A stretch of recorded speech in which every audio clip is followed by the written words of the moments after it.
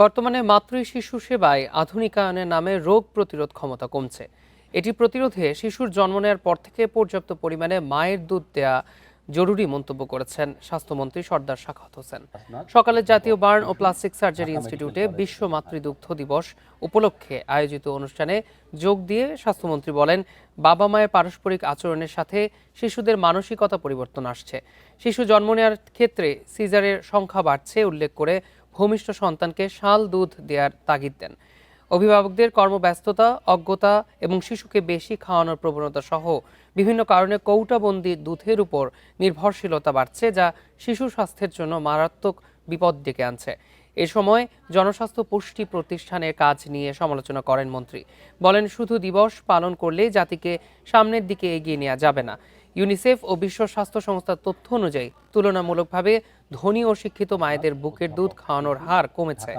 কম বুকের দুধ খাওয়ানোর ফলে বছরে প্রায় 8,20,000 শিশু প্রতি বছর মৃত্যুবরণ করছে।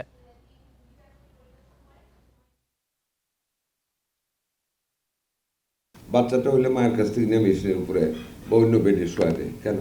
আগে তো বাচ্চা হইতে সত্যি করে মায়ের বুকের কাছে শোয়া রাখত।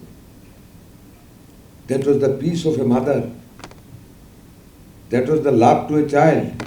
ওই চাইল্ড বুঝতো যে আমি আমার মায়ের পাশে আছি। কি সুন্দর সিস্টেম আজ আর নেই।